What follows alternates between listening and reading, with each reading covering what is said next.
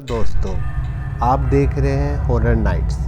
दोस्तों, अगर आप नए हो मेरे चैनल पर तो प्लीज़ मेरे चैनल को सब्सक्राइब कर लीजिए, जिससे आप और अच्छी और डरावनी कहानी सुन पाएंगे।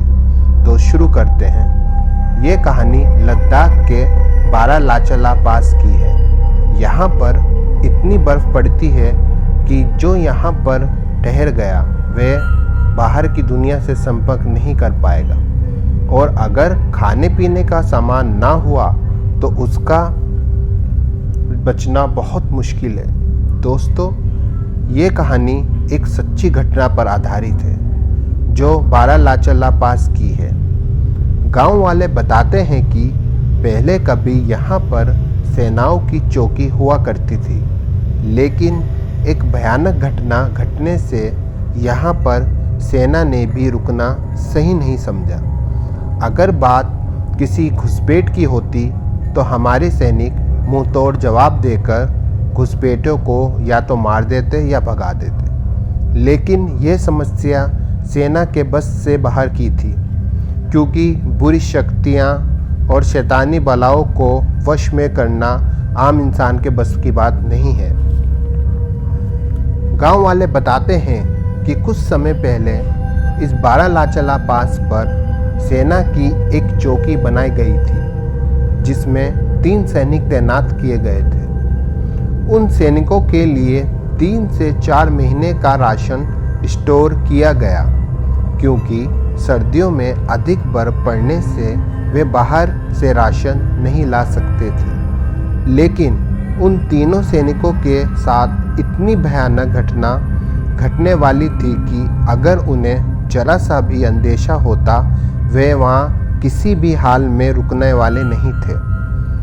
गांव वाले बताते हैं कि जब सर्दियों का वक्त आया तो इतनी बर्फ पड़ी कि उसने पिछले सालों का रिकॉर्ड भी तोड़ दिया।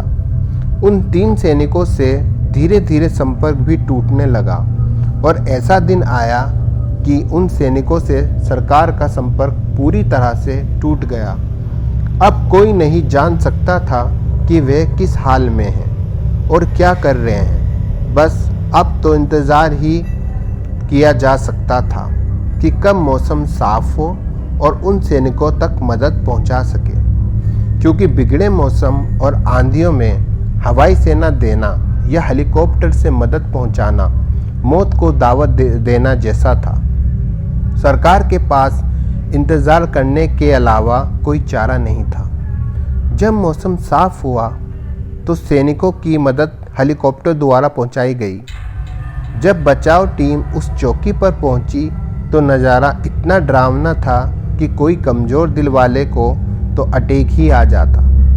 उन 3 सैनिकों के शरीर के कटे हुए अंग चारों तरफ बिखरे पड़े थे। जब टीम ने यह दृश्य देखा तो उनके होश ही उड़ गए।